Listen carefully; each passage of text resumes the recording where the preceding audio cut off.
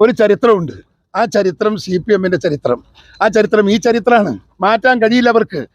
അതേ പഠിച്ചിട്ടുള്ളൂ, അതേ ശീലിച്ചിട്ടുള്ളൂ, അതേ ചെയ്യാൻ പറ്റൂ. ശീലിച്ചതല്ലേ ചെയ്യാൻ പറ്റൂ.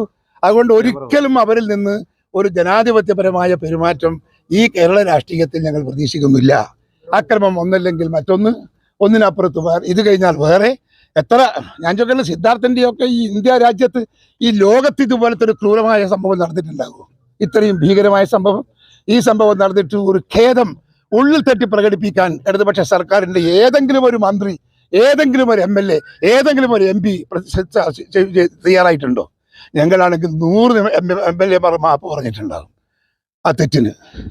ശേഷിക്കാരാ ചെയ്തെങ്കിൽ ഞങ്ങൾ 100 കണക്കിന് നേതാക്കന്മാർ മാപ്പ് പറഞ്ഞിട്ടുണ്ടാകും. പക്ഷേ CPM-ന്റെ അകത്ത് ഒരാൾ പറയാൻ പോട്ടെ, അവരെ പേരിൽ കർശനമായ നടപടിയെടുത്ത് പാർട്ടിയിൽ നിന്ന് പുറത്താക്കി ഒരു മോഡൽ കാണിക്കാനെങ്കിലും അവർക്ക് സാധിക്കില്ല.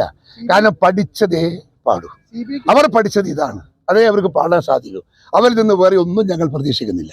ഓക്കെ, ആ കേസ് അത് ഞങ്ങൾ പ്രഷർ ചെയ്തിട്ടല്ലേ, അവിടെ ഞങ്ങൾ സമരം തുറന്നിട്ടല്ലേ, അവിടെ ഭീകരമായ സമരം നടന്നില്ലേ? ആ സമരത്തിന്റെ മുമ്പിൽ മുട്ടുമടക്കിയതല്ലേ CBIക്ക് കൊടുക്കാൻ.